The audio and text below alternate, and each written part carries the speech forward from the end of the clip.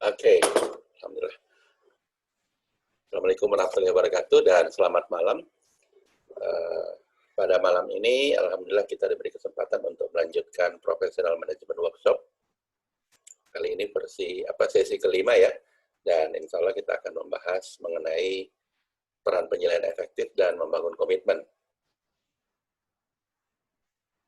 Oke, seperti biasa, ini materi kita mulai dari sesi 1, 2, 3, dan 4. Sekarang kita alhamdulillah sudah bisa masuk ke sesi 5.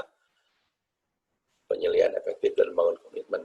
Pada sesi 1 sampai 4 kita banyak bicara mengenai teori-teori atau wawasan ya, penambah wawasan bagaimana kita sebagai manajemen mengelola organisasi atau institusi yang kita dipercayakan hingga ke sesi 5 ini. Nanti insya Allah sesi 6 ke atas itu sudah tidak bicara teori lagi, tapi langsung dalam bentuk keterampilan. Dalam hal ini praktek. Karena keterbatasan, maka di bagian sesi 6 nanti sampai selanjutnya saya hanya akan bicara mengenai bagaimana cara-caranya, tapi kita nggak latihan langsung ya, karena kalau latihan langsung itu perlu durasi waktu yang panjang, dan kayaknya belum terpikir lah bagaimana caranya untuk melakukannya secara online. Karena biasanya training ini saya lakukan secara offline, di mana memang latihan dan workshop, bukan training sebenarnya. Tapi oke lah, itu nanti sesi 6 ke atas lah, baru kita temukan bagaimana caranya. Kita fokus di sesi 5 dulu, penilaian efektif dan bangun komitmen. Oke, peran dan prinsip dasar penilaian efektif. Saya mulai dari sini. Ada yang dinamakan jenjang peran. Dan ini adalah semacam pembagian jenjang peran yang saya buat sendiri. Tapi bisa Bapak Ibu ambil dan bisa juga Bapak Ibu edit ya sesuai dengan level dari jenjang peran yang ada di perusahaan yang Bapak Ibu pimpin. Ini contoh kalau jenjang perannya itu ada 1, 2, 3, 4, 5, 6, 7. 7 level. 7 level kekaryawanan. Mulai dari karyawan, atasannya disebut foreman, atasan foreman disebut supervisor, atasan supervisor manager, atasan manager GM, atasan GM CEO, dan atasan CEO direktur. Kalau misalnya jenjang organisasi di perusahaan Bapak Ibu lebih panjang atau lebih pendek daripada ini, tinggal disesuaikan. Kalau lebih panjang, ini dibagi, ada yang diselipkan di level mana. Kalau lebih pendek, ini digabungkan. Antara level mana dan level mana yang digabungkan. Ini kalau sekiranya terdiri dari 7 level. Ya. Oke. Di sini ada yang dinamakan dengan peringkat. Peringkat ya, istilahnya kalau di sini peringkat 1, 2, 3, 4, 5, dan 7. Namanya anggap aja karyawan, level 1, level 2, foreman, level 3, supervisor, dan selanjutnya. Di sini saya bagi dua, ada peran 1 dan peran 2. Peran 1 ini adalah peran untuk dirinya sendiri. Sementara peran 2 ini adalah peran 1 adalah untuk orang lain atau dirinya sendiri, tapi maksudnya untuk fungsi 1 ya. Sementara peran 2 ini fungsi yang dia harus kerjakan sendiri. Peran 1 peran pengembangan, peran 2 ini peran pengguna aplikasi atau kerja nyata gitu. Oke, secara gamblang karyawan itu mempunyai 2 peran. Yang pertama, mengembangkan dirinya sendiri. Itu tanggung jawab karyawan. Sementara peran kedua adalah melaksanakan kerja yang menjadi tanggung jawabnya. Perintahnya harus dilaksanakan, perintah apapun yang berikan atasannya, dia perlu kerjakan. Dan biasanya horizon waktunya ini jam. Jadi kalau misalnya di tempat kerja Bapak Ibu berbeda, levelnya bukan 7, nah ini tinggal disesuaikan, tapi formatnya kayak gini deh. Mengembangkan diri, dia harus bisa segera kompeten dalam melaksanakan pekerjaannya, dan juga melaksanakan pekerjaannya. Dan horizon waktu, yang maksud horizon waktu ini adalah satuan waktu yang sesuai dengan pekerjaannya. Karyawan ini harusnya mempertanggungjawabkan jamnya. Satu hari, beberapa jam kerja, dia harus bertanggungjawabkan kemana aja jam itu dia pakai. Karena berdasarkan jam inilah seharusnya karyawan mengelola waktunya. Oke. Di atas karyawan, atasan karyawan adalah para foreman. Para foreman ini kalau Bapak Ibu perhatikan, peran 1-nya itu nyambung dengan peran 2-nya level di bawahnya. Jadi foreman mengarahkan kerja. Mengarahkan kerjanya siapa? Kerjanya bawahannya, karyawan dalam hal ini. Jadi bisa dilihat secara diagonal ya, mengarahkan kerja, yang diarahkan adalah kerjanya para karyawan bawahannya. Dan peran duanya adalah dia sendiri ngapain? Dia sendiri mengawasi kerja dari bawahannya. Nah, horizon waktu dari para foreman atau mandor adalah hari, atau tim leader, atau apapun lah. Ini hanya istilah foreman. Yang jelas dia adalah penyelia atau atasan yang paling bawah tingkatannya. Yang bawahnya itu adalah karyawan. Oke, jadi dia mengarahkan kerja bagi para karyawan dan juga dia sendiri kerjanya mengawasi pekerjaan dari karyawan. Satuan waktunya hari atau horizon waktunya hari. Di atas foreman dalam model ini adalah supervisor. Dia itu coba lihat peran satu dari supervisor nyambung dengan peran dua dari foreman. Dia mengarahkan pengawasan. Maksudnya begini, dia yang memberitahu pada foreman hal-hal ini yang harus kamu awasi. Karena tidak mungkin juga semua hal diawasi ya. Kalau semua hal diawasi itu jumlah perbandingannya satu foreman, satu karyawan, dan itu sangat tidak efektif. Mana ada satu orang kerja, satu orang ngawasi orang itu kerja. Yang ada adalah satu foreman dan beberapa orang karyawan. Nah, karena keterbatasan orang kayak begini, maka supervisor itu memberikan pengarahan pada foreman bahwa tidak mungkin semuanya kamu awasi. Yang harus kamu awasi itu adalah kunci-kuncinya aja. Nah, itu dia. Supervisor itu peran satunya adalah mengarahkan pengawasan. Dia yang memberitahu kepada foreman hal-hal apa saja yang harus diawasi dari pelaksanaan kerja para karyawan. Jadi foreman tidak seenaknya itu. Yang saya awasi ininya, yang saya awasi itunya enggak. Itu harus diarahkan oleh supervisor. Karena supervisor harusnya sudah tahu hal-hal apa saja yang menjadi kunci-kunci atau kriteria pokok dari sebuah pekerjaan, sehingga dia memberitahukan pada foreman, awasi ininya, awasi biayanya, awasi harganya, jangan sampai lewat dari spesifikasinya, jangan sampai seperti itu. Oke. Kemudian peran kedua dari supervisor adalah membuat strategi kerja. Membuat strategi kerja ini adalah bagaimana caranya supaya para pelaksana di lapangan itu bisa bekerja dengan baik sesuai dengan hal-hal yang penting-penting tadi. Strateginya, dia harus ada kayak bagaimana caranya atau semacam tips dan triknya seperti itu. Dia kasih tahu, untuk mengatur misalnya, mengatur hal ini yang harus kamu lakukan seperti ini. Jadi semacam tips dan trik dalam melakukan kerja. Dan untuk itu diarahkan pengawasan. Awasi pekerjaan ini ya, karena di sini orang sering salah. Dan horizon waktu dari seorang supervisor itu adalah minggu. Jadi reportnya report mingguan. Kalau foreman tadi reportnya harian, karyawan itu reportnya jam-jaman. Kemudian di atasnya supervisor adalah manager. Dia itu peran satunya nyambung dan peran duanya bawahannya supervisor. Dia yang mengarahkan strategi kerja. Strategi kerja yang benar itu harusnya seperti apa sih? Tips dan trik yang benar itu apa saja sih yang harus diperhatikan? Nanti detailnya dibuat oleh para supervisor. Tapi manajer ini yang menentukan arah dari strategi kerja itu sendiri. Poin-poinnya strategi kerja itu apa? Nanti dikembangkan oleh supervisor. Dan untuk itu, manajer ini membuat proses kerja atau SOP, Standard Operating Procedure. Jadi kalau strategi kerja itu sifatnya tips dan trik. Kalau proses kerja itu sudah detail, sudah bukan detail. Dia lebih umum, seluruh prosesnya itu sendiri sudah harus jalan. Oke, itulah disebut dengan proses kerja. Jadi manajer ini harus bisa membuat SOP. Supervisor membuat tips dan trik.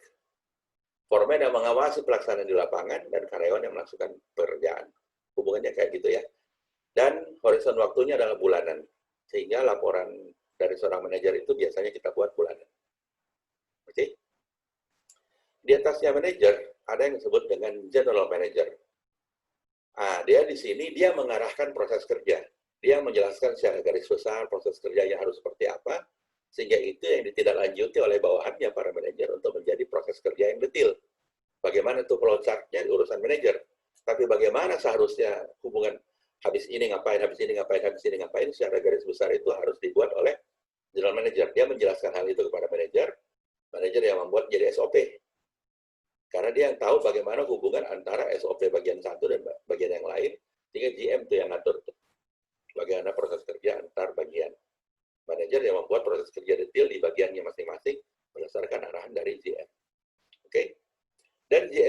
juga punya peran kedua, yaitu membuat target kerja.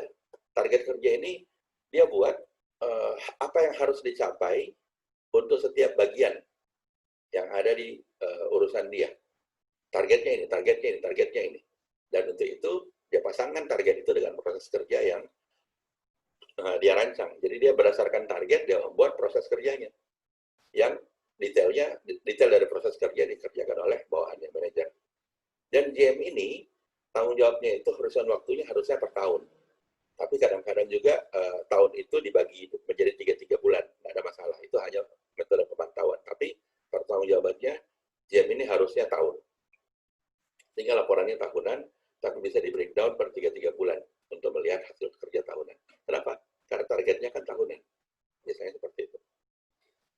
Kemudian di atas GM, ada yang dikatakan biasanya CEO atau Chief Executive Officer atau apalah, terserah. Yang jelas, level di atasnya GM, dia membawahi beberapa GM, itu biasanya disebut dengan CEO. Mereka inilah yang mengarahkan target kerja. Apa saja yang harus dibuat jadi target. Jadi dia bilang, yang perlu jadi target itu pertama keuangan. Yang kedua, yang menjadi target itu adalah misalnya contoh kepuasan customer. Yang ketiga misalnya contoh proses yang lancar. Yang keempat adalah jumlah orang yang kompeten, seperti itu. Jadi arahannya, apa saja yang perlu jadi target, itu ditentukan oleh seorang CEO. Bagaimana angka dari target-target itu adalah tanggung jawab seorang GM. Itu bedanya membuat target kerja dan mengarahkan target kerja. Oke? CEO yang menentukan hal-hal apa yang harus dijadi target, GM membuat itu menjadi lebih detail, menjadi dalam bentuk apa saja itu, bagaimana targetnya, berapa angkanya, dan bagaimana cara ngitungnya. Kira-kira kayak gitu. Oke? Dan CEO ini selain daripada mengarahkan target kerja, dia itu juga membuat tujuan jangka pendek. Sebenarnya, target itu berdasarkan tujuan jangka pendek. Hal-hal apa saja yang harus dicapai dalam jangka pendek. Yang dimaksud jangka pendek sini, ya biasanya antara 3-5 tahun. 3-5 tahun, oke? Jadi apa saja hal-hal yang harus dicapai oleh perusahaan dalam atau organisasi dalam 3-5 tahun, itu menjadi tanggung jawab dari seorang CEO. Kemudian di atas CEO, ada yang disebut direktur. Dia ini yang mengarahkan tujuan jangka pendek tadi. Apa saja yang perlu dijadikan tujuan jangka pendek, itu urusan dari seorang direktur. Dan dia membuat tujuan jangka pendek itu berdasarkan nilai-nilai organisasi atau value, dan tujuan jangka panjang dari organisasi. Apa saja hal yang perlu dicapai organisasi dalam jangka panjang, itu dia potong-potong menjadi tujuan-tujuan jangka pendek, mirip-mirip kalau istilahnya kalau zaman dulu itu ada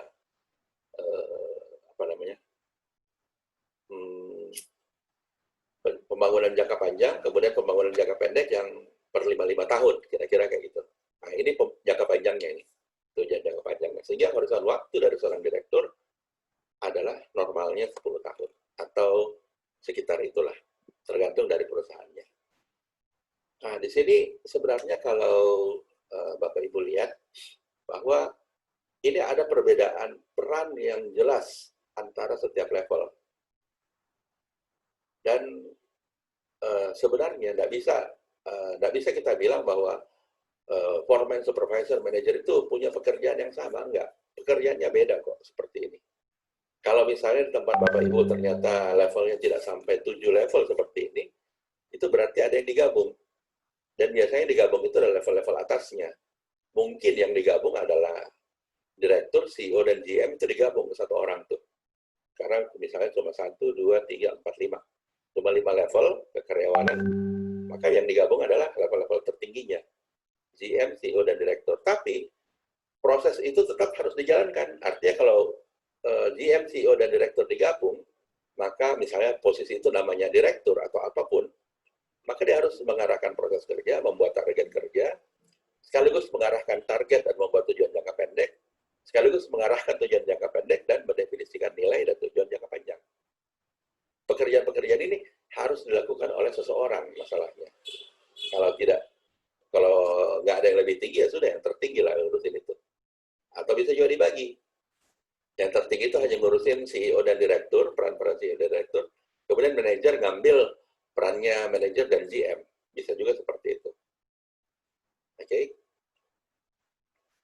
kira hal ini sudah cukup jelas ya. Jadi mengenai bagaimana implementasinya di perusahaan Bapak Ibu, tinggal disesuaikan aja yang mana yang mau digabung dengan yang lain, atau justru kalau memang lebih dari 7 silahkan dibagi, apalagi yang bisa dibagi, dan itu tergantung dari kondisi perusahaan masing-masing. Ini hanya masukan dari saya bagaimana seharusnya level-level itu dibagi, proses dari setiap level itu perannya dibagi. Oke, berikutnya kita bahas mengenai tanggung jawab penyelia. Tanggung jawab penyelia itu ada 3, yaitu pertama mencapai hasil. Mencapai hasil ini sebenarnya bukan cuma tanggung jawab penyelia, itu tanggung jawab semua karyawan. Semua karyawan itu harus mencapai hasil. Orang dibayar karena hasilnya, bukan karena usahanya. Itu yang penting dipahami. Nah, penyelia atau atasan itu juga adalah salah satu karyawan ya. Cuma karyawan yang punya bawahan. Tetap aja dia juga harus mencapai hasil. Yang kedua, dia harus bisa memimpin tim. Memimpin tim ini artinya memimpin anak buahnya sebagai satu kesatuan. Itu yang kunci. Memimpin anak buahnya sebagai satu kesatuan, sebagai tim. Yang ketiga, memimpin individu. Nah, di sini beda, memimpin masing-masing dari anak buahnya. Jadi kalau nomor 2 itu memimpin anak buahnya sebagai satu kesatuan. Kalau 3, memimpin anak buahnya sebagai masing-masing individu. Itu ternyata berbeda. Dan inilah tanggung jawab dari penyelia. Oke, ini yang kita bahas. Mencapai hasil. Di sini begini. Sebelum kita lanjut, coba dalam benak kita masing-masing ya. Tolong pakai bagaimana caranya ide ini dipakai dalam kondisi di mana karyawan itu betul-betul diperlakukan sebagai orang mandiri, orang dewasa, sebagai manusia, bukan sebagai orang yang yang mirip-mirip anak kecil lah, yang semuanya diurusin. Oke? Coba perlakukan karyawan itu mirip-mirip dengan vendor freelance, tenaga freelance. Oke? Kira-kira seperti itu. Karena kalau tidak diperlakukan seperti itu, maka bisa juga ide ini dipakai, cuma kondisinya nanti kurang bermanfaat. Kenapa? Karena tujuan kita bikin pelatihan ini adalah supaya ilmu ini bisa dipakai untuk meningkatkan hubungan industrial antara karyawan dan manajemen. Ini bisa dipakai untuk hubungan industrial yang sekarang, di mana karyawan itu adalah kalau saya bilang orang yang dikelola oleh manajemen, bukan partner dari manajemen. Tapi sebenarnya ini juga bisa dipakai untuk orang yang menjadi partner dari manajemen. Dalam hal ini, anggaplah karyawan itu orang-orang freelance yang dibayar berdasarkan hasilnya. Oke? Contoh freelance itu mirip-mirip dengan contoh, mungkin kurang tepat ya. Dia mitra atau partner, seperti driver di ojek online. Itu bukan karyawan, itu mitra. Anggaplah, coba diperlakukan kayak begitu. Oke? Karena kalau diperlakukan kayak karyawan biasa yang terima gaji bulanan apa segala macam, bisa juga, cuma kurang sayang ilmunya kalau hanya dipakai untuk mengelola karyawan yang model begitu. Kita mau tingkatkan sehingga setiap karyawan kita itu memang diperlakukan secara profesional. Kerja bagus, dapat hasil banyak, malas-malesan, nggak dapat apa-apa. Oke. Yang pertama, mencapai hasil ini, yang langkah pertama harus dilakukan oleh Anda sebagai atasan, pertama mengidentifikasi tujuan dan sasaran tim, memberikan arahan dan menentukan aktivitas yang perlu dilakukan. Maksudnya begini, apa sih alasan kita harus dibayar sama perusahaan? Itu loh. Kenapa perusahaan harus buang duit setiap bulan bayar kita? Itulah tujuan dan sasaran tim. Dan untuk itu, apa yang harus dilakukan supaya kita dibayar? Supaya perusahaan untung, kita untung. Itu dia. Sama-sama dapat apa yang kita mau. Kalau seorang atasan tidak mampu menjawab pertanyaan sederhana ini, maka seharusnya dia tidak layak jadi atasan. Dia nggak ngerti apa tujuan, kenapa bagian dia perlu ada. Alasan kenapa bagian dia perlu dibayar. Itu dia ya.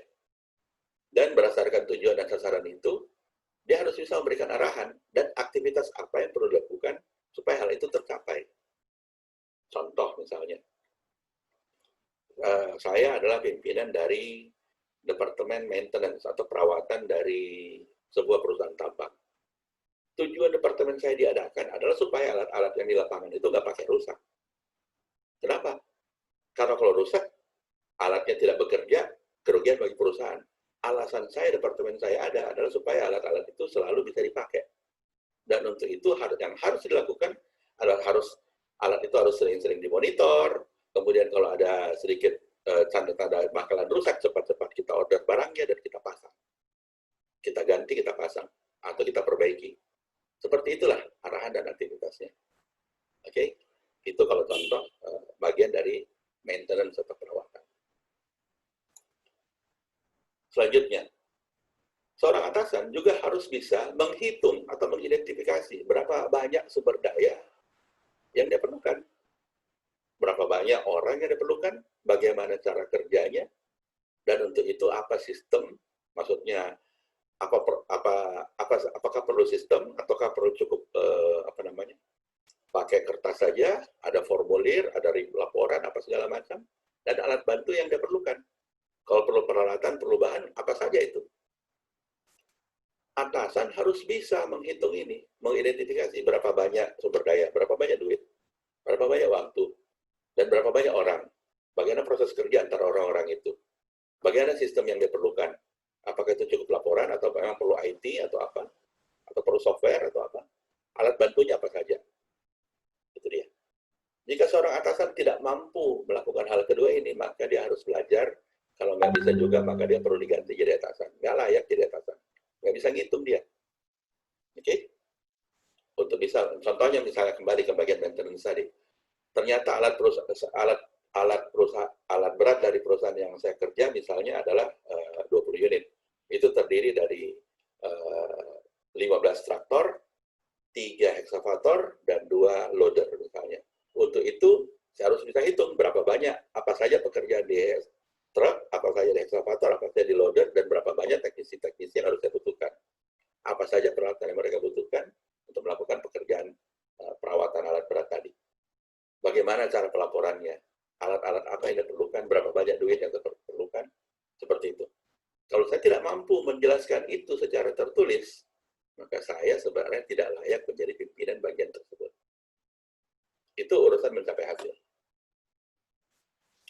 Kemudian membuat rencana kerja dan menjabarkan strategi, taktik, hasil, metode pengukuran, dan batasan waktu. Atasan tertinggi dari bagian ini harus bisa bikin rencana kerja. Dia sudah tahu, oh saya perlu 10 orang, saya perlu sekian juta, saya perlu sistem ini, saya perlu alat bantu ini. Oke, sekarang bagaimana rencana kerjanya? Dan untuk bisa melakukan rencana kerja tersebut, bagaimana strateginya? Apa taktiknya? Hasil seperti apa yang diharapkan? Bagaimana metode pengukuran hasilnya? Dan batasan waktunya berapa lama untuk pekerjaan rencana kerja tadi? Oke. Kemudian setelah rencana kerjanya jadi, dia bikin sistem pertanggungan jawab. Bagaimana pertanggungan jawab dari setiap orang? Siapa melapor ke siapa? Apa yang dilaporkan? Apa sasarannya? Bagaimana kewenangan setiap orang? Apa yang boleh mereka ambil sendiri keputusan? Mana yang mereka harus konsultasi ke atasannya? Bagaimana kriteria keberhasilan seorang ini gagal atau berhasil? Dan semuanya itu dibuat melalui proses kesepakatan dan delegasi. Kesepakatan antara atasan bawahan dan delegasi untuk kewenangan. Kalau sudah ada kesepakatan. Oke? Seperti itu. Jadi ini bertingkat, mulai dari identifikasi tujuan, identifikasi sumber daya, buat rencana kerja, baru buat sistem pertanggungan jawab. Setelah itu membuat, ini dia, untuk sistem pelaporannya, atasan ini atau penyelia ini harus bisa membuat standar kualitas waktu dan parameter sistem pelaporan. Dia harus tentukan pelaporannya itu, kualitas laporannya harus seperti apa. Formatnya kayak bagaimana lah. Isi dari format itu harusnya seperti apa. Kasih contoh. Waktu pengiriman laporan itu kayak bagaimana. Dan parameter sistem pelaporan seperti laporan yang diterima dan laporan yang di-reject itu yang kayak bagaimana. Atasan harus mampu membuat hal ini. Kemudian setelah dia jalankan ini, dia buat ini kan sistemnya sudah mulai dijalankan nih. Atasan juga harus bisa mengontrol dan menentukan aktivitas berdasarkan progres atau pencapaian progres begini, apa yang harus dilakukan? Kalau progresnya terlambat, apa yang harus dilakukan? Kerja lebih panjang, tambah orang, tambah peralatan, kan tambah bahan? Atau bagaimana? Seperti itu. Sehingga hasilnya bisa tetap tercapai. Kemudian atasan juga perlu bisa memonitor dan menjaga kinerja agar sesuai atau lebih baik dari rencana. Kalau tadi poinnya di mengontrol dan menentukan aktivitas, kalau di sini bagaimana supaya hasilnya itu sesuai dengan rencana. Kalau bisa lebih baik dari rencana. Jadi apa yang harus dimonitor dan apa yang harus dilakukan agar hasil itu paling tidak sesuai dengan rencana. Kalau bisa lebih baik. Dan juga melaporkan hasil sementara kepada atasannya dan kepada timnya, kepada bawahannya sebagai tim. Ini kadang dilupakan. Dilapor itu hanya kepada atasan, tapi tidak kepada tim yang dipimpin. Tetap, pimpinan juga harus bisa melapor kepada anggotanya. Ini hasil yang sudah kita capai, tim. Kemudian, jika terjadi hal-hal yang tidak dikehendaki, maka pimpinan juga harus bisa memeriksa, menilai, dan mengubah rencana dan metode kerja jika diperlukan.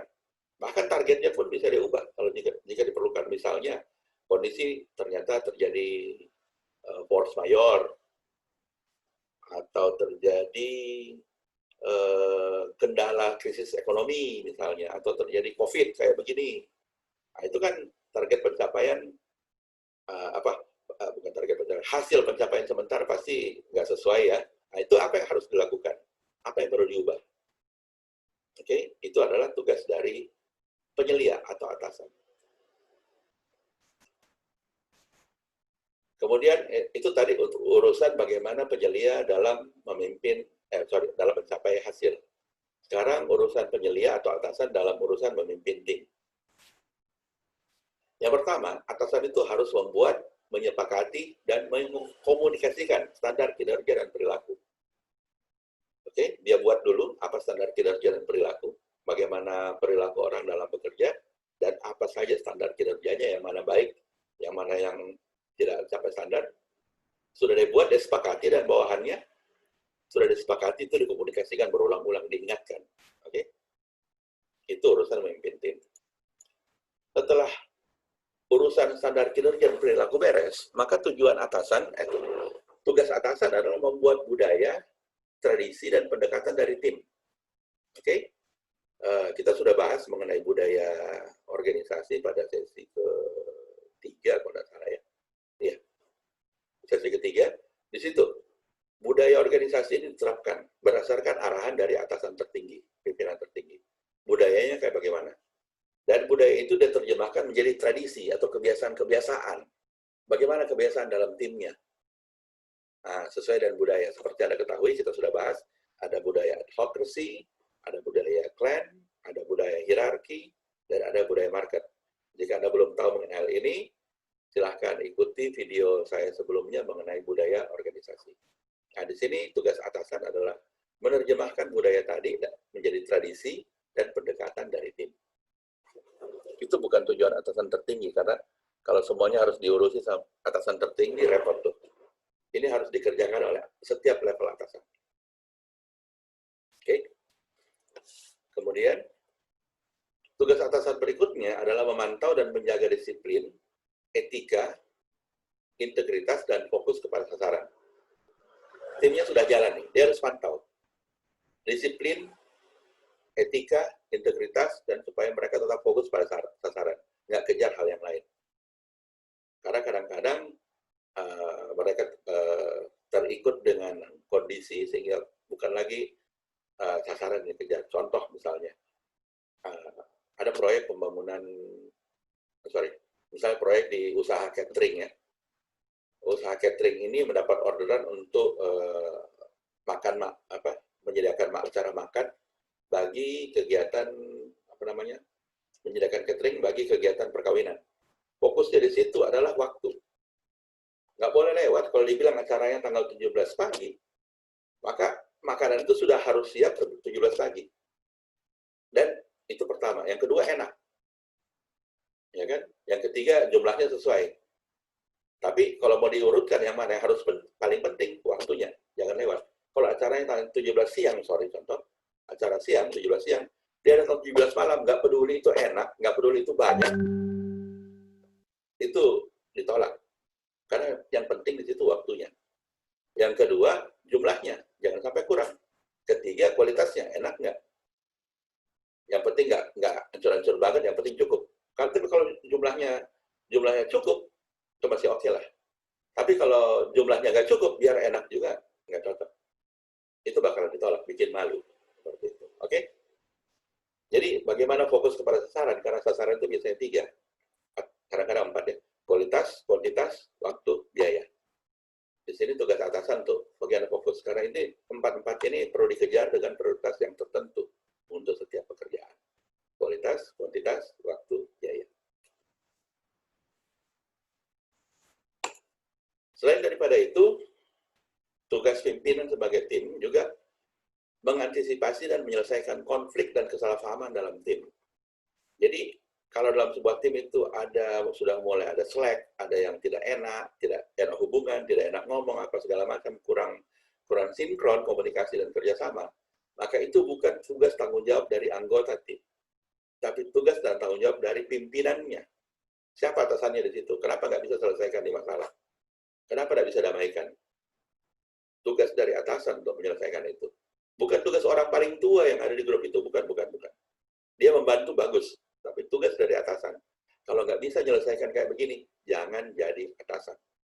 Belajar dulu deh, menyelesaikan konflik dan kesalahpahaman, baru bisa mencalonkan diri menjadi atasan.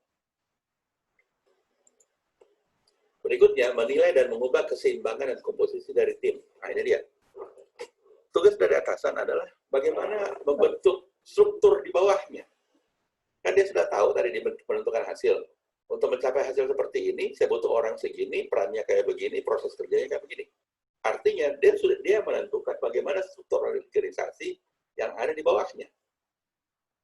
Oke? Dia menentukan berapa orang yang harus ada di bawahnya, dan bagaimana cara kerjanya itu orang, apanya mau dinilai dari itu orang. Kalau ini parameter berhasil gagalnya, ini orang bagaimana orang ini dibayar. Kalau ada salah satu dari anak buahnya yang kerjanya tidak sesuai dengan yang diharapkan, maka tugas dia untuk mengubah keseimbangan atau mengubah orangnya. Dia berhentikan kayak, dia tegur kayak, dia latih kayak, dia apain. Itu tugas dari atasan sebagai dalam memimpin tim. Dia boleh ubah struktur organisasi yang ada di bawahnya. Nah, ini pendapat saya ini banyak bertentangan dengan kebanyakan orang-orang di pasaran ya. Mereka menganggap mengubah struktur organisasi di bawahnya itu adalah tanggung jawab dari pimpinan tertinggi dan HR. Itu yang banyak terjadi di lapangan. Kenapa sampai begitu? Karena bisa saja orang-orang ini orang yang tidak mengerti bagaimana harusnya kepemimpinan di setiap level. Setiap orang itu boleh mengatur sampai level di bawahnya saja. Misalnya ada jabatan si A punya bawahan si B, A adalah atasan dari B, B adalah atasan dari C. A sebenarnya hanya ngurusin si B aja. Target B, A memberikan target kepada B. B, karena dia perlu bantuan, maka dia merekrut C. Sebenarnya seperti itu. Jadi C ini bukan urusannya A sebenarnya. C adalah urusan dari si B. B ini ada karena A membutuhkan B. Mengenai B perlu C, D, E, F, G, itu kesepakatan antara A dan B. Tapi A tidak ada urusan sebenarnya dengan si C. Oke?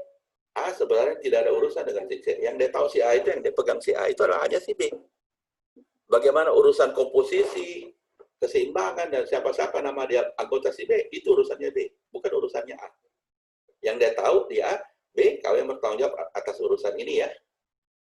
Oke? Bagaimana tim ke bawah kita diskusikan. Tapi kamu yang tanggung jawab, kamu yang ubah. Kapan mereka tidak benar kerjanya, bukan mereka yang saya marahin, kamu yang saya marahin. Kenapa nggak bisa ngatur? Kira-kira seperti itu. Ini bukan urusan dari urusan HR atau human capital atau apa. Enggak. Ini urusan atasan dan bawahan.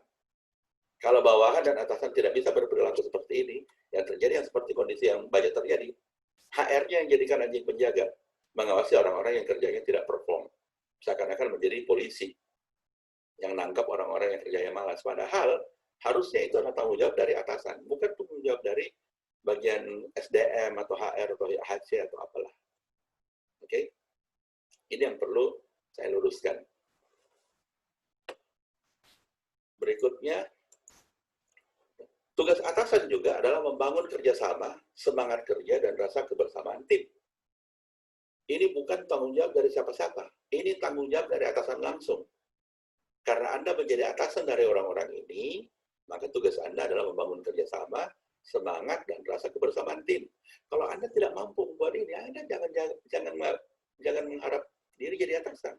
Karena Anda tidak layak sebenarnya. Banyak kondisi terjadi, seseorang diangkat jadi atasan, tapi tidak punya kemampuan membangun kerjasama, semangat kerja, dan rasa kebersamaan tim. Urusan ini diserahkan kepada atasannya lagi. Oke? Banyak yang terjadi seperti itu, dan inilah salah kaprahnya. Salah kaprah level besar nih. Banyak terjadi seperti itu. Dia di situ atasan hanya sebagai kayak apa ya? Kayak kapten bermain. Enggak gitu. Itu bukan atasan, itu kapten bermain. Sebagai kapten kesebelasan kayak gitu ya. Enggak. Atasan itu atasan. Dia yang memimpin anak buahnya. Oke? Dan harus punya kemampuan itu. Kalau nggak bisa, mending belajar deh. Kalau belum bisa juga, mending ya sudah. Itu atasannya lagi yang kacau. Kenapa menunjuk orang yang tidak mampu menjadi atasan? Kemudian, ini dia. Membangun kedewasaan dan kemampuan kolektif dari tim. Secara bertahap meningkatkan kebebasan dan kewenangan anggota. Karena atasan ini bertanggung jawab penuh atas hasil, dan dia juga bertanggung jawab penuh atas timnya, maka dia berhak untuk memberikan kewenangan kepada anggotanya, kepada bawahannya. Bukan tanggung jawab atasanku. Atasanku berhenti di saya urusan. Ke bawah ini urusan saya.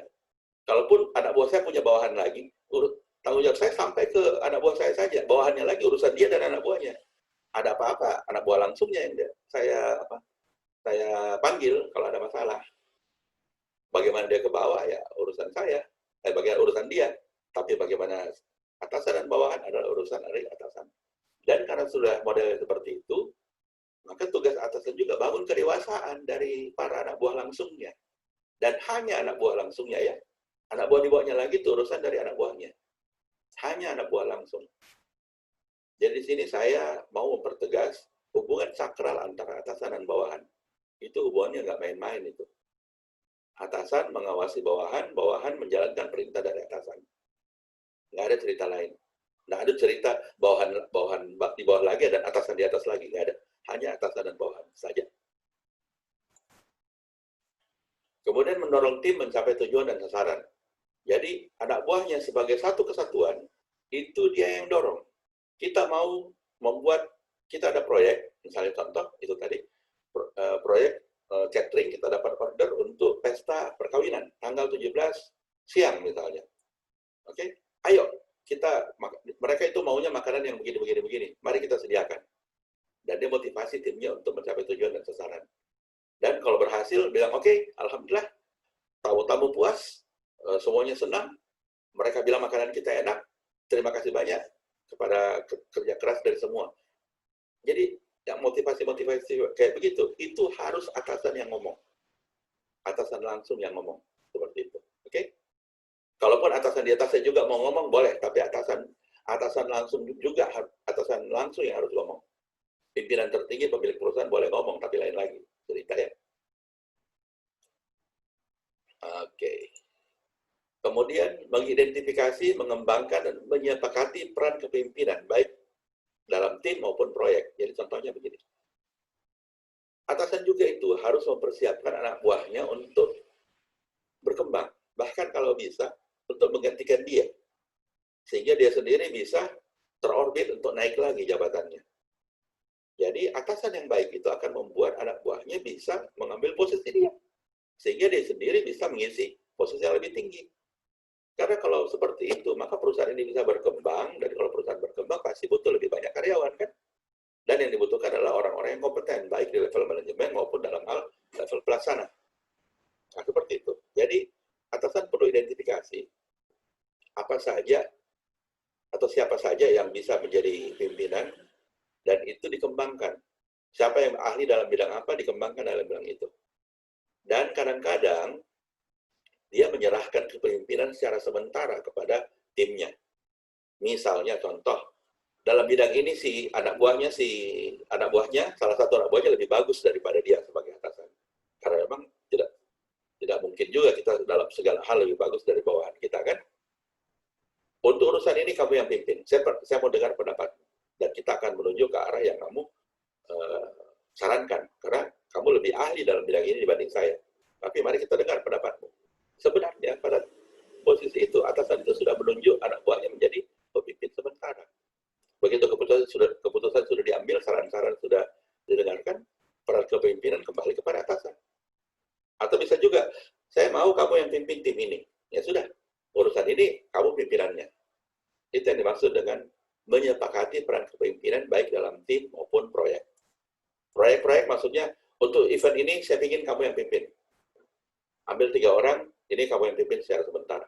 Walaupun sebenarnya 3 orang ini sederajat dengan kamu, tapi ini proyek, di mana dalam proyek ini kamu pemimpin sementara. Bisa juga seperti itu. Lanjutannya, memungkinkan, memfasilitasi, dan memastikan komunikasi yang efektif, baik internal maupun eksternal dari tim. Jadi, tugas atasan juga untuk menyelenggarakan meeting-meeting, atau pertemuan, atau komunikasi. Itu harus diatur, harus disiapkan waktu, harus disiapkan fasilitas. Di mana tim ini bisa ngomong. Bukan cuma sambil kerja ngomong, enggak. Ini meeting memang waktu disediakan. Baik untuk internal tim, maupun eksternal dengan tim lain. Tugas atasan untuk memastikan hal itu ada. Waktunya ada, tempatnya ada, fasilitasnya ada. Mengidentifikasi tidak lanjut kebutuhan pengembangan dari tim. Jika tim ini perlu diperbaiki dalam satu bagian, dalam satu urusan, maka tugas atasan untuk cari tahu apa urusan yang timnya ini lemah. Dan untuk itu tidak lanjuti bagaimana supaya timnya itu menjadi kuat dalam bidang tersebut. Oke, karena dia bisa melihat secara helikopter view. Dia bisa lihat timnya ini kuat di bidang apa, kurang dalam bidang apa. Memberikan umpan balik kepada tim terhadap hasil sementara. Jadi, karena dia sendiri bisa melihat bagaimana hasil kerja dari tim, maka dia memberitahu kepada tim. Ini loh hasil sementara kita, perlu lebih sudah bagus atau perlu usaha lebih. Dan juga minta berkonsultasi dan minta umpan balik dan masukan dari tim. Bagaimana menurut tim supaya hasil kerja kita lebih baik lagi. Oke? Jadi memimpin mereka sebagai satu kesatuan, bukan orang per orang nih, karena memimpin tim. Nah, sekarang bagaimana memimpin orang per orang? Kalau tadi memimpin anak buah kita sebagai satu kesatuan, sebagai tim, ini bagaimana memimpin anak buah kita secara pribadi atau individu. Yang pertama, tugas atasan itu harus bisa kenal anggotanya. Harus tahu kepribadiannya, keterampilannya, bagaimana pribadinya ini orang, bagaimana keterampilannya, apa saja hal-hal yang dia ahli, kekuatannya, apa saja kekuatannya, apa kebutuhannya, apa sebenarnya yang dia lagi cari saat ini, apakah dia lagi cari duit, apakah dia cari pengalaman, apakah dia cari pangkat, apakah dia cari status sosial, atau cari apa, atau kombinasi dari hal-hal tadi, dia harus cari tahu. Kebutuhan, dia cari uang buat apa, apakah dia untuk hidupnya sendiri, atau untuk orang tuanya, atau menghidupi anak istrinya, dia harus tahu berapa banyak, tujuannya, dan kalau bisa sampai kekhawatirannya. Apa hal yang dia khawatirkan dari masing-masing bawahan tersebut? Apa sih yang dia khawatirkan? Kenapa? Kadang-kadang kita sampai perlu mengetahui hal kekhawatiran ini, karena itu bisa kita pakai untuk memotivasi karyawan kita yang lagi down. Oke? Lagi down. Misalnya mereka lagi jatuh semangatnya atau apa, kita ungkap, ayo dong, kerja lagi, ya semangat. Insya Allah kita bisa atasi masalah ini. Karena kalau tidak bisa kita atasi, ini bisa terjadi loh. Kekhawatiran yang kita sebut. Oke? Misalnya contoh kalau kekhawatirannya anak istrinya mau makan apa, sebab kalau ini tidak bisa kita atasi, kita semua akan kesulitan dengan bagaimana memastikan anak istri kita masih bisa tetap makan. Kalau kita ngomong kayak gitu, orang yang itu langsung kerjanya jadi benar tuh. Tapi jangan sering-sering dipakai nih urusan kekhawatirannya. Itu hanya dipakai kalau kondisi betul-betul sudah perlu banget dipakai. Karena kalau sering-sering dipakai, orang jadi tumpul. Nggak lagi khawatir dengan hal-hal itu. Kemudian membantu dan mendukung anggota tim dalam hal perencanaan, penyelesaian masalah dan tantangan, serta peningkatan semangat kerja. Jadi setiap anggota tim itu, karena kita sudah tahu apa tujuannya, dia mau ngapain sebenarnya, apa yang dia lagi cari sebenarnya, kita bantu dia bikin rencana kerja, rencana pengembangan karirnya. Kalau ada masalahnya, kita bantu selesaikan masalahnya. Ini tidak bisa secara tim lagi, harus orang per orang, karena masalah mereka beda-beda. Oke? Ada yang masalahnya di sikap, ada yang masalahnya di wawasan, ada yang masalah di kepercayaan diri, atau apalah. Masalahnya beda-beda, itu dibantu. Dan peningkatan semangat kerja. Ini kadang-kadang orang coba perlu perlu ditepuk di pundak, atau diberi pujian, atau semacam itu. Itu perlu dilakukan oleh atasan. Sehingga anak buahnya semangat dalam hal bekerja. Kemudian mengidentifikasi dan menyepakati sasaran dan tanggung jawab setiap anggota tim. Nah, ini dia. Karena kemampuan setiap orang berbeda-beda, tentu sasarannya beda-beda. Dan karena hasilnya beda-beda, ya gajinya juga beda-beda lah. Kira-kira kayak begitu kan? Nah, ini dia. Karena kemampuannya beda-beda, sasarannya beda-beda, tanggung jawabnya beda-beda. Setiap anggota tim kita, walaupun jabatannya sama. Kalau mereka betul-betul mirip, tanggung jawab, sasaran, dan apa segala macam sama, ya bolehlah diperlakukan. Hal itu dimungkinkan dikelola secara kelompok, tapi biasanya jarang sekali tuh kondisinya. Oke? Biasanya setiap orang itu kemampuannya beda-beda kok. Jadi bikin identifikasi sasaran dan tanggung jawab dari setiap anggota tim. Kemudian memberikan penghargaan dan pujian kepada anggota tim untuk mengakui usahanya. Kalau dia sudah kerjanya bagus, dipuji. Jangan dipuji semuanya, hanya yang kerjanya bagus dan disebut nama tuh. Mengenai hal ini nanti kita bahas mengenai di umpan balik. Bagaimana cara memberikan penghargaan dan pujian. Jadi atasan harus tahu caranya menghargai dan memuji bawahan. Kemudian, jika memungkinkan, dan ini yang saya maksud dengan tadi, ini perlu Anda mungkinkan, memberikan imbalan. Jadi atasan itu, setiap atasan maksud saya, diberikan hak untuk memberikan imbalan kepada anggota tim. Jadi dia diberikan kewenangan untuk mengatur perluasan tanggung jawab, peningkatan pendapatan, dan status. Itu tanggung jawab dari atasan, bukan tanggung jawab dari atasannya lagi, atau tanggung jawab dari departemen personalia, atau HR, atau apalah. Bukan, itu tanggung jawab atasan. Oke? Tapi ini hanya diberikan kalau atasan itu memang sudah pantas menjadi atasan. Tugas-tugas yang tadi sudah mampu dilaksanakan belum? Kalau mampu, oke, kita kasihkan ini. Anda juga diberikan kewenangan memberikan imbalan. Dan perluasan tanggung jawab, peningkatan gaji, pendapatan. Naikin gaji itu urusan atasan loh, harusnya. Bukan urusan HR, harusnya. Tapi urusan atasan. Masing-masing atasan. Dan status ini maksudnya apakah karyawan tetap, karyawan kontrak diangkat jadi karyawan tetap, kemudian karyawan tetap ini statusnya mungkin kepangkatannya bisa jadi dinaikkan, levelnya dinaikkan, seperti itu. Mengidentifikasi, mengembangkan, dan menggunakan setiap kemampuan dan kekuatan dari setiap anggota tim. Nah, karena kemampuan orang beda-beda, kemampuan bawahan dari atasan ini beda-beda, dia harus tahu si A kuatnya apa, si B kuatnya apa, si C kuatnya apa. Ini jadinya mirip-mirip kalau seperti game Angry Birds ya. Itu kan setiap, kalau Anda tahu mainan game Angry Birds, itu kan setiap burung yang ditembakkan itu punya ciri masing-masing, kekuatan masing-masing. Kemampuan kita untuk pakai bawahan kita sesuai dengan kemampuannya. Untuk urusan ini si jagonya A, untuk urusan ini jagonya B. Untuk serahkan A, B, kamu belajar dari si A untuk urusan ini. Urusan ini jagonya si B. B, kamu yang kerjakan. A, belajar dari si B untuk urusan ini. Seperti itu. Kita identifikasi, kembangkan, dan gunakan kemampuan kekuatan dari setiap orang kita. Kemudian melatih dan mengembangkan setiap anggota tim. Melatih ini kalau bisa kita yang menjadi sumber pelatihannya, alias atasan sendiri yang melatih. Tapi kalau lebih baik lagi, jika itu saling latih antar bawahan. Seperti tadi contohnya A latih B, B latih A, atau semacam itu, si C. Kalau mereka sama-sama betul-betul nggak bisa, ya sudah, atasan yang latih. Kalau atasan pun nggak bisa, ya sudah, cari orang lain orang luar yang dibayar untuk melatih kemampuan tersebut. Kemudian setelah kemampuan dari setiap bawahan itu sudah berkembang, maka kembangkan juga kewenangan dan kebebasan mereka.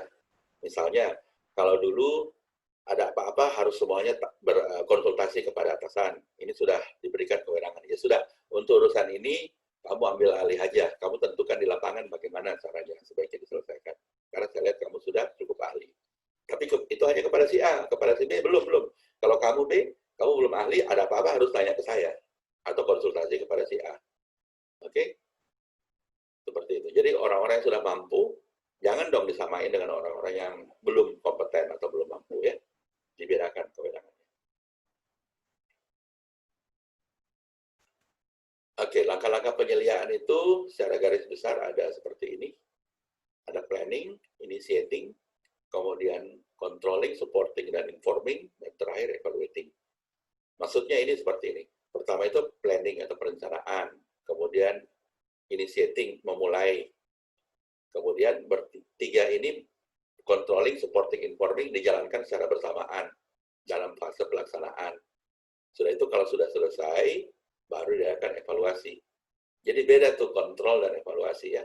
Kalau kontrol itu mengambil keputusan selama proses masih berjalan. Sementara evaluasi itu adalah mempelajari proses yang sudah selesai. Proses sudah selesai, apa yang ini kita pelajari? Supaya ke depan kita bisa lebih baik persiapannya. Itu evaluasi. Kalau kontrol enggak, masih ada waktunya, masih bisa jalan kita. Sehingga kalau ada yang kurang, kita segera perbaiki. Oke, penjelasannya kayak gini. Planning itu gini. Planning itu mencari informasi, buat sasaran, dan definisikan tugas. Ini tugas dari atasan. Dia cari info, bikin sasaran, definisikan tugas-tugasnya. Kemudian, dia mulai inisiasi. Itu kasih penjelasan, bagi-bagi tugas, dan sepakati standar. Sudah bagi-bagi PR nih. Kamu tugasmu ini, standar bagus, buruknya seperti ini. Penjelasannya kayak begini. Jika dua hal ini sudah dilaksanakan, atasan melaksanakan 3 hal sekaligus. Dia kontrol, dia support, dan dia inform.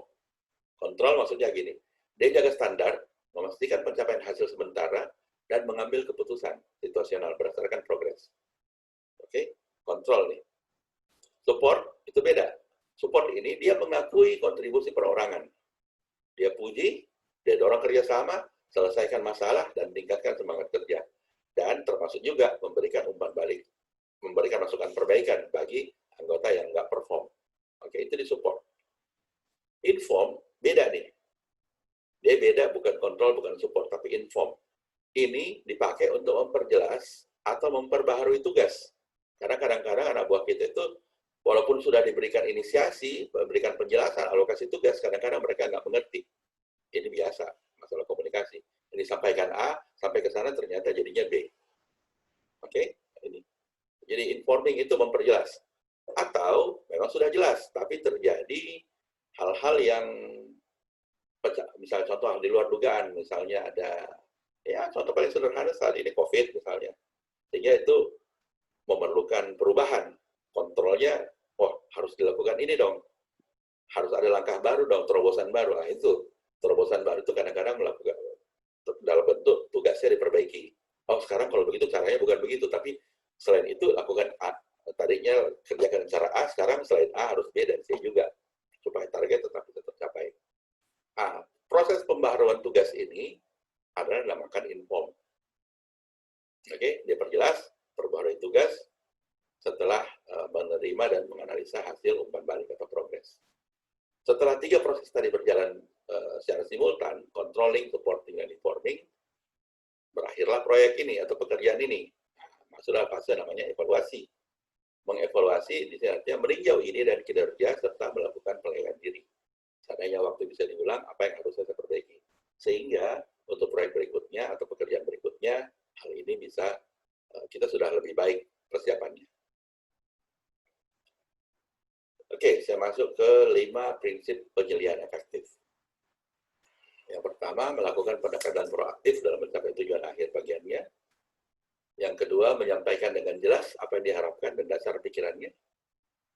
Yang ketiga, memberikan umpan balik terhadap kinerja. Yang keempat, mengikutsertakan pihak lain dalam pemecahan masalah. Dan yang kelima, mendengarkan untuk memahami. 5 hal ini merupakan prinsip.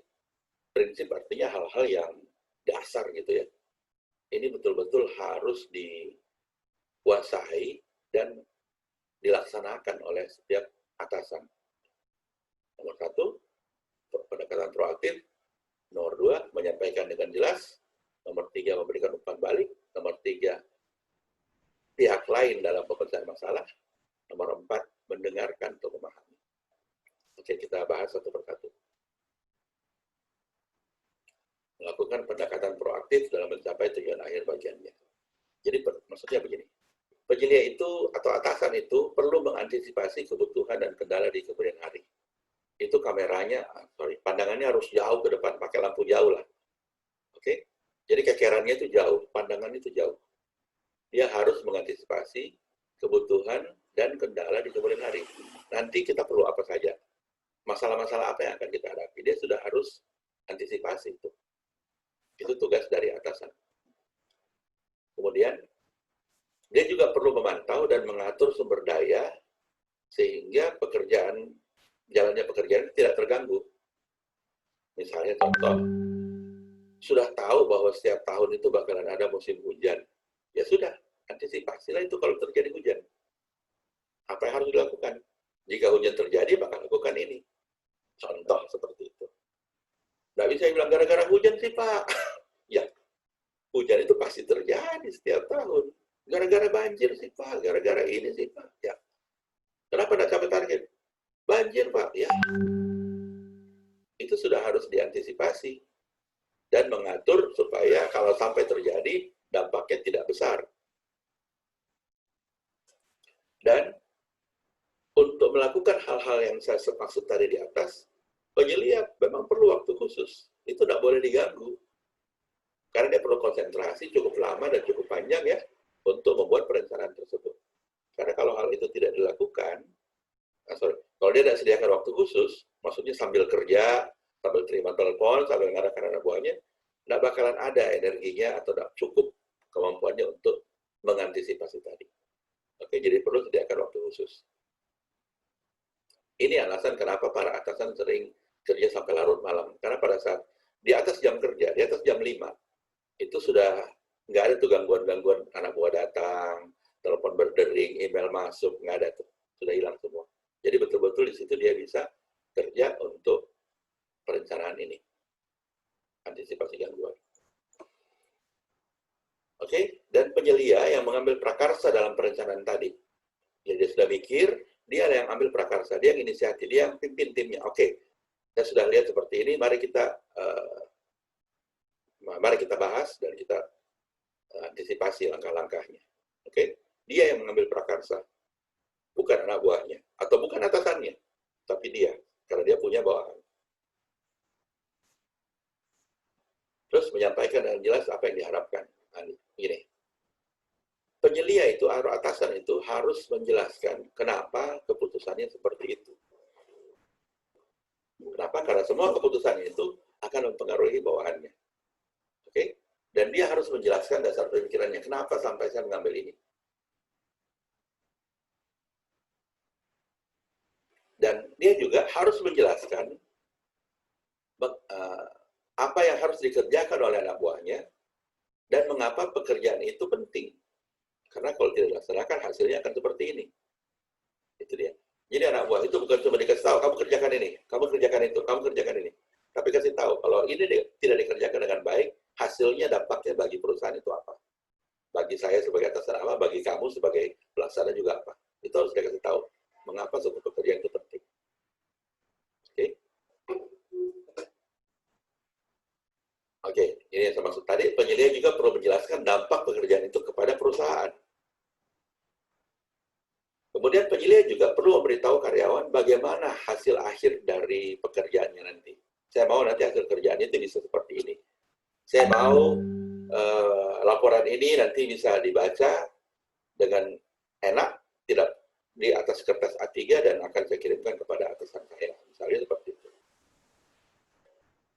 Jadi sudah ada wujud dari hasil akhir. hormat, kita berikan contoh atau semacam apa. Sehingga bawahan kita pada saat kerja itu tidak mereka-reka lagi. Ini contoh laporan bulan lalu. Sekarang kamu bikin yang kayak begini. Contohnya seperti itu. Para karyawan mungkin kesal karena harus bertanggung jawab atas suatu tugas yang disampaikan secara tidak jelas.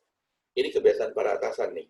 Di otak mereka pekerjaan itu sudah jelas, tapi pada bawahannya itu belum jelas, karena belum pernah dikerjakan misalnya. Dan ini tugas atasan untuk memastikan bahwa hal itu disampaikan dengan jelas. Karena kalau enggak, karyawan itu mungkin kesal. Kalau kesal ya tinggal dua, mereka kerjakan dengan asal-asalan atau tidak dikerjakan sama sekali. Atau kerjakan dan terpaksa ya. Dan sebenarnya para karyawan itu ingin tahu bagaimana pekerjaan mereka akan berdampak terhadap bagian dan perusahaan pada umumnya. Sebenarnya mereka ingin tahu itu, apakah saya ini memberikan arti? Apakah adakah dampaknya kalau saya kerja baik kepada perusahaan? Apakah perusahaan akan jadi apa ya? Jadi lebih berkembang kah? Kalau perusahaan berkembang, apa yang saya dapat? Nah, itu dia. Karyawan ingin tahu sebenarnya itu. Dan yang memberitahu itu harusnya atasan. Oke, kita lanjut.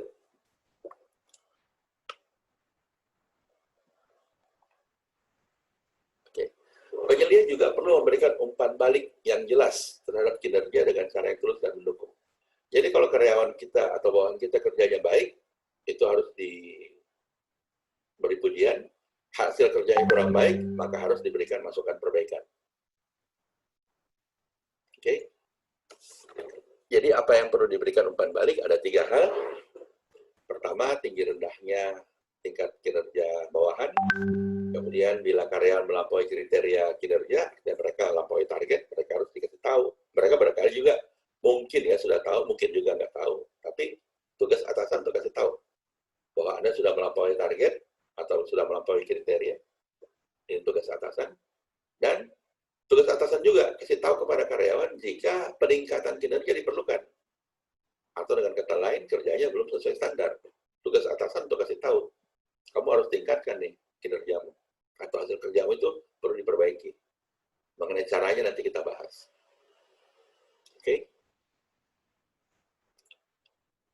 Nah, jika karyawan atau bila mana karyawan menerima umpan balik, maka mereka akan lebih termotivasi untuk melampaui standar kinerja yang sudah disepakati atau meningkatkan kinerjanya jika masih di bawah standar. Kenapa? Karena mereka tahu. Dasarnya begini deh, jika orang ditanya, jika tidak ada pemberitahuan dari atasan, apakah kinerja seorang karyawan sudah baik atau belum, jika karyawan itu ditanya, bagaimana kerjamu, baik kah? Hasil kerjamu bagus kan? Pasti semua orang akan menganggap kinerjanya baik-baik saja. Nggak ada masalah tuh. Kenapa? Karena tidak ada masukan dari atasan bahwa kinerjamu itu seperti apa.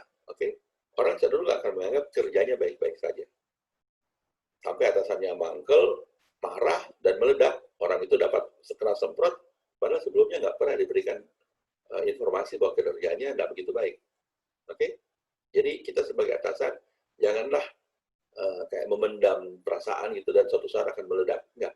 Beritahukan itu pada saat sudah terjadi, pada saat masih kecil-kecil. Contohnya misalnya ada orang yang sering datang terlambat.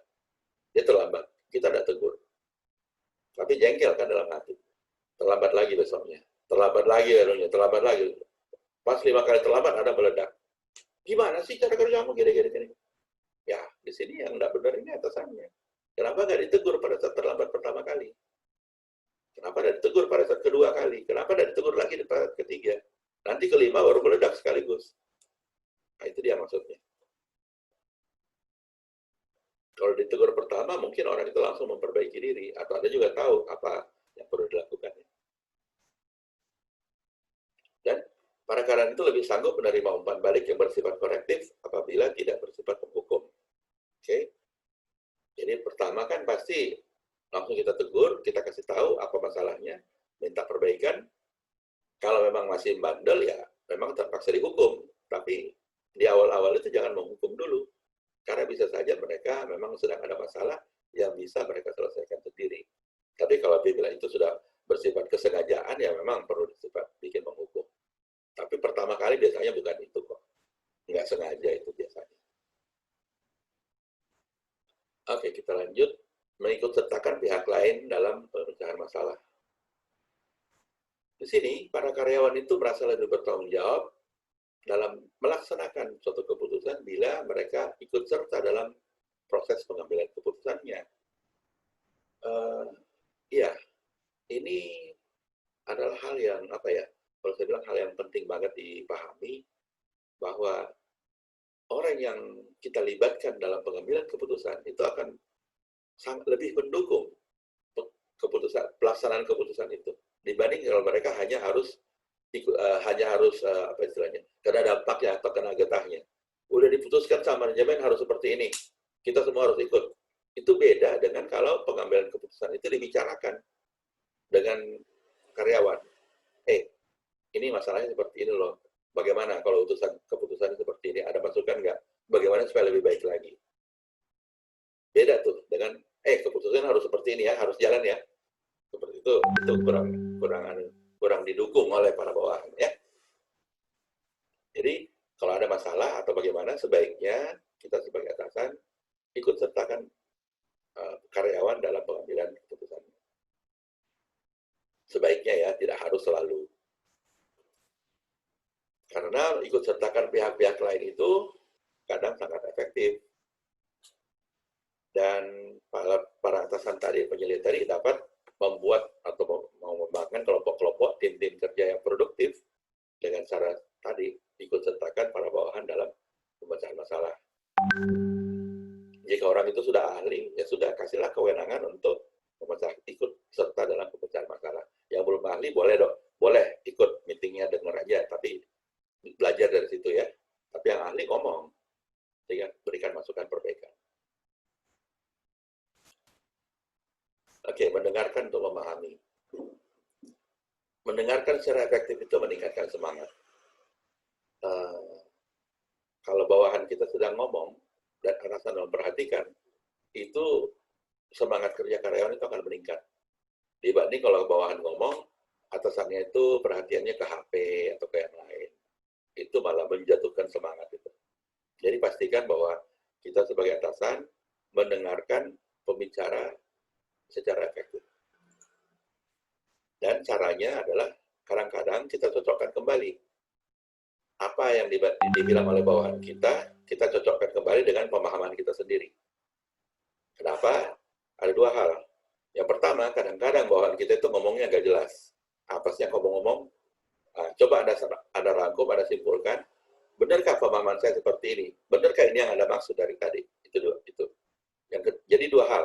Pertama, Anda mendapatkan pemahaman yang jelas. Yang kedua, bawahan Anda merasa bahwa apa yang dia omongkan betul-betul Anda pahami. Karena Anda bertanya, mencocokkan, benarkah ini tadi yang kamu ngomong? Seperti ini. Oke ya, dua hal ya. Kemudian penyelia perlu mendengarkan secara efektif dan lebih sadar apa yang sedang terjadi dalam organisasi. Ini kadang begini loh.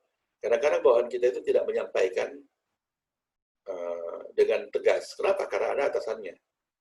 Mereka ngomong dengan bebas kepada sesamanya, sesama teman-temannya, tapi tidak ngomong kepada Anda secara atasan. Ini kendala psikologis, banyak sekali terjadi. Jadi, kita juga sebagai atasan juga perlu memperhatikan hal-hal yang tidak diungkapkan oleh bawahan kita. Oke? Kita perlu telinga yang lebih panjang lah. Kalau bisa, kita bisa membaca dari gerak-gerik tubuh, mimik muka, perilaku, atau punya jaringan orang-orang yang lebih terbuka kepada kita. Misalnya orang yang kita punya misalnya contoh punya anak buah A, B, dan C. A dan B suka bicara atau ngomong kepada si C, ya sudah kita tanyanya kepada si C. Karena kalau kita tanya ke A kepada si B, kadang-kadang mereka itu malu-malu atau tidak kurang terbuka kepada kita. Tapi kepada si C terbuka, ya sudah. A dan B ngomong si C, kita tanya kepada si C. Bisa mulai dari seperti itu. Ini akan membuat kita lebih sadar apa yang sedang terjadi. Ketika atasan itu mendengarkan, ia menunjukkan perhatian dan penghargaannya terhadap gagasan dan pendapat para karyawannya. Jadi, Bawahan itu suka kalau pendapatnya itu diperhatikan. Apalagi kalau sampai disetujui. Oke? Jadi atasan, kita sebagai atasan ini perlu memanfaatkan ini. Kalau memang gagasan karyawan bawahan kita bagus, ya sudah. Kita puji dan kita penghargaan terhadap hal itu. Mereka akan sangat menghormati kita kalau seperti itu.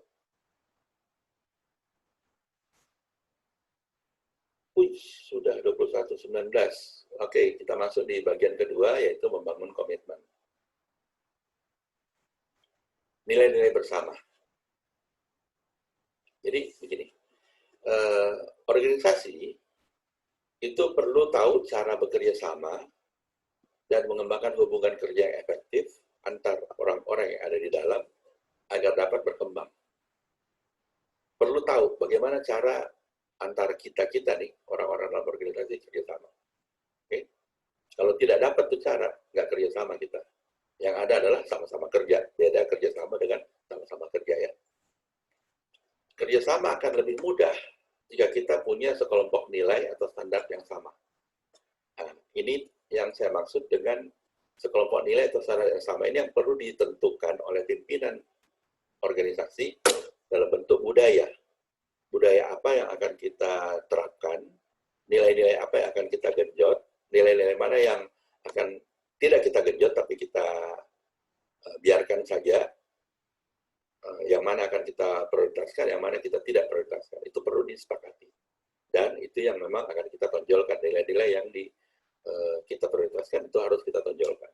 Dan itu harus dikomunikasikan kepada seluruh tim dan seluruh atasan.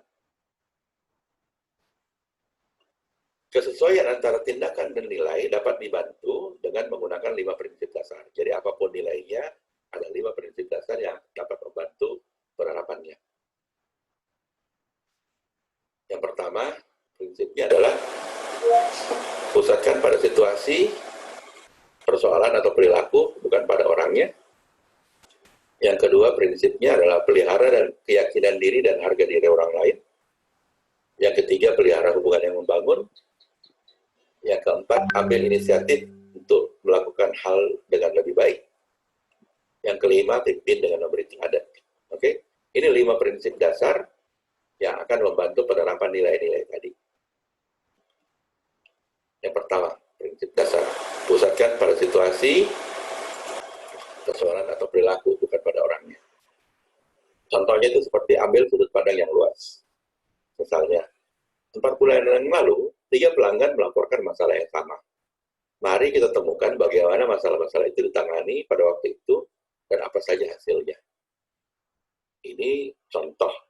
Karena bisa saja yang terjadi adalah gara-gara kamu sih hal ini, masalah ini terjadi. Gara-gara kamu tuh salah kirim quotation. Atau gara-gara ini sih langsung menyalahkan. Oke? Ini cara alternatif lain daripada langsung menyalahkan orang, siapa pelakunya, main tuduh, kita coba ambil sudut pandang yang luas.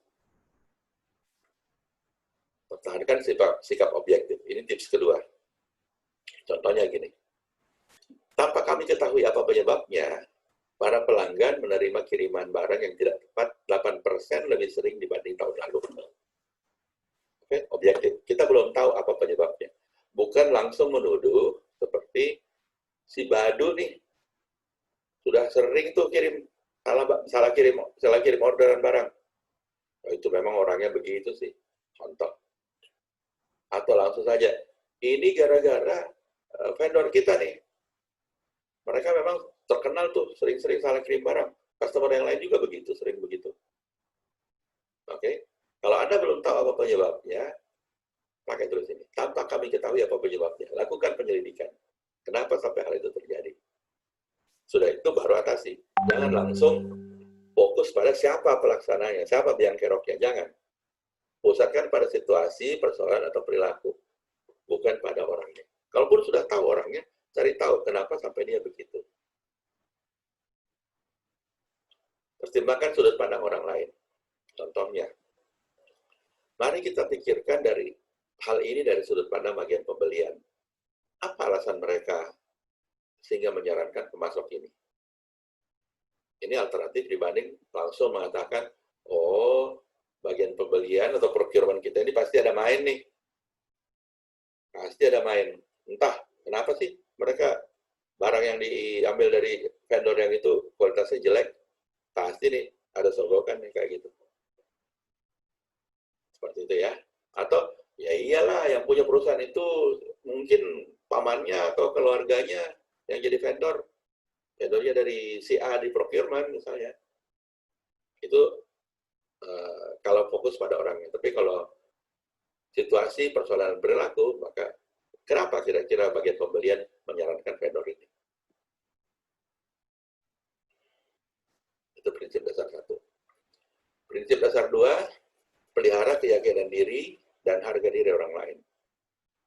Contohnya, nyatakan dan tunjukkan keyakinan Anda terhadap orang lain.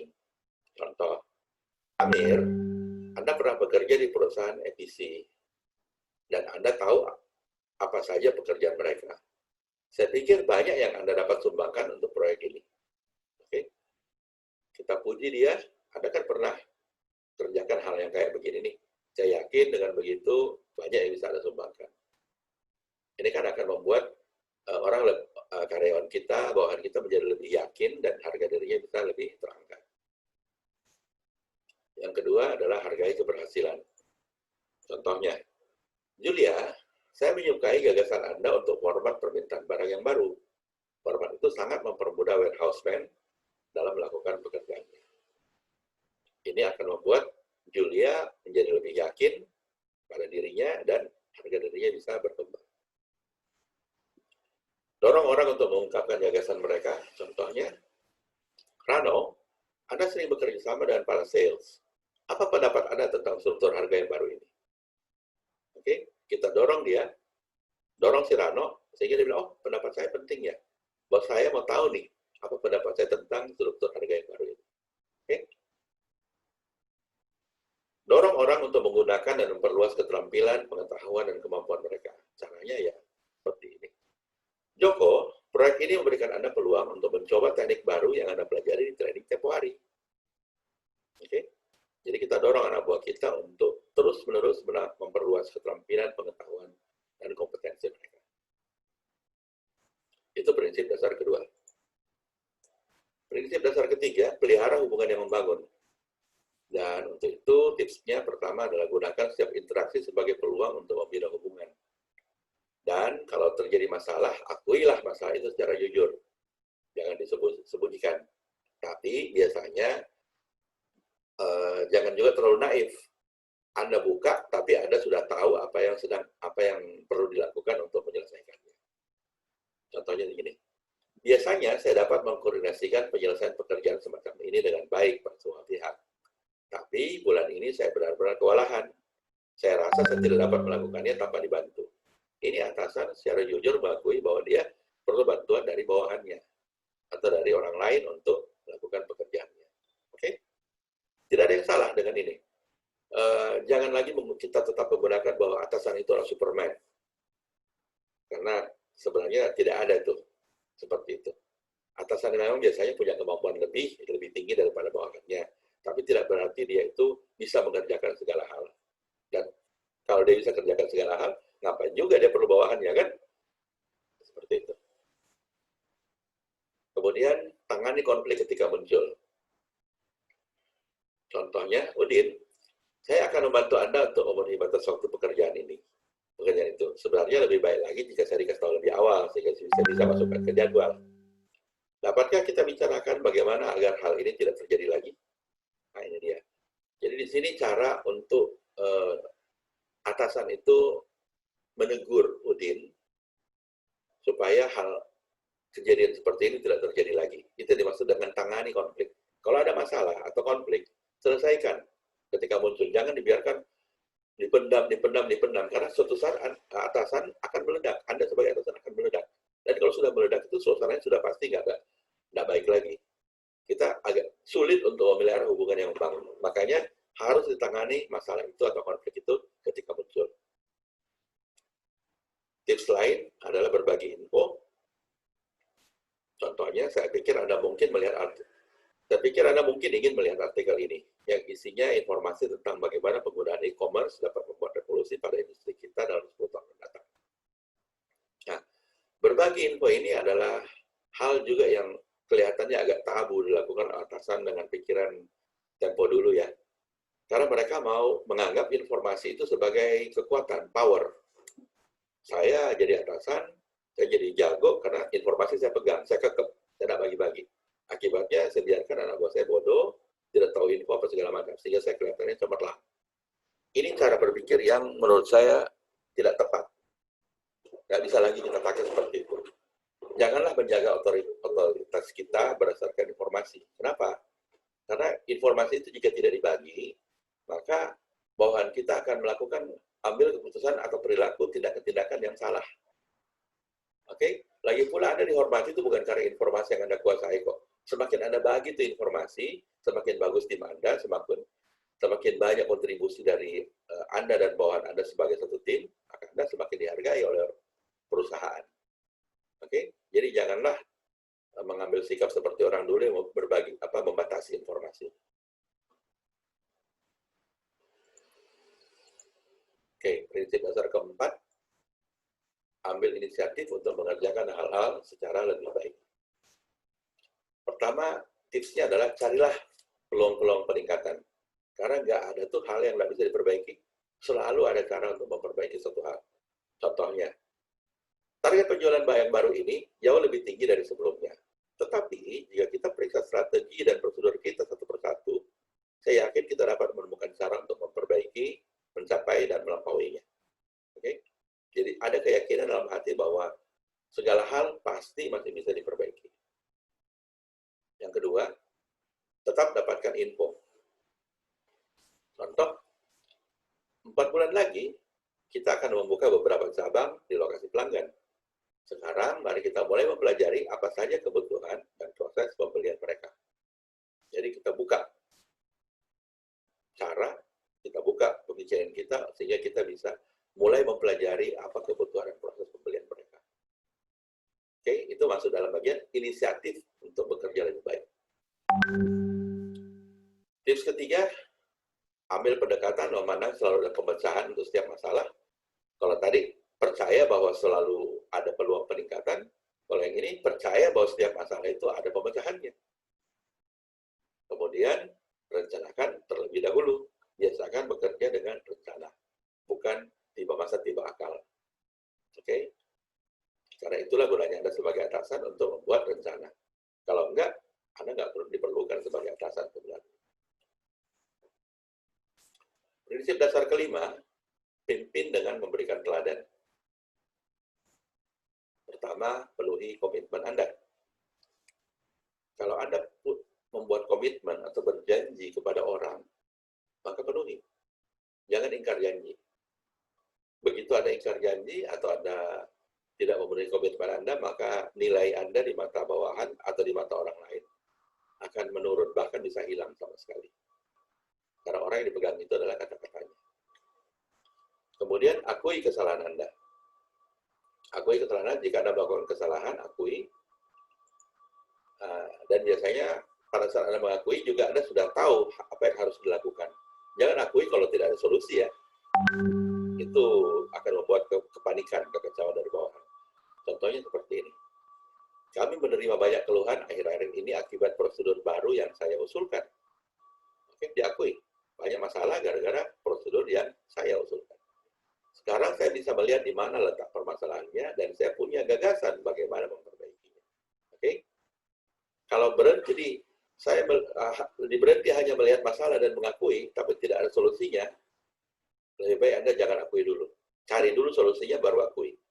Kenapa? Karena itu akan membuat bawahan menjadi panik. Wah, jadi gimana dong? Wah, nggak tahu tuh. Sudah kacau itu. Oke ya? Jadi Anda akui, tapi harus sudah punya bagaimana solusinya, walaupun masih garis besar. Adapun kalau solusi itu kurang baik, masih bisa minta masukan dari bawahan, dirundingkan bersama bagaimana sebaiknya. Berikutnya, akui perasaan Anda tentang perubahan.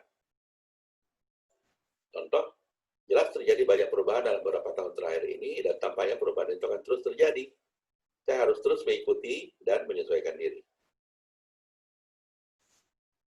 Berikutnya, dorong diri Anda dan orang lain untuk mencoba cara-cara baru. Contohnya, kita semua merasa lebih nyaman dengan tetap menggunakan proses lama. Tetapi ada kemungkinan metode baru ini akan menambah hasil pekerjaan kita secara dramatis. Mari kita coba.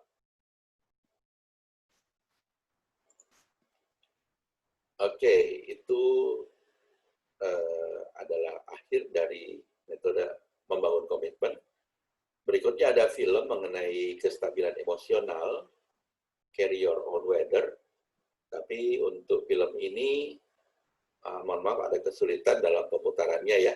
Ini bisa saya bagi nanti linknya jika ada yang membutuhkan. Oke, saya pikir sekian dulu dari saya untuk sesi 5 ini. Cukup panjang ya, 1,5 jam waktunya. Jika ada pertanyaan, silahkan ditanyakan. Oke, terima kasih atas perhatiannya. Assalamualaikum warahmatullahi wabarakatuh.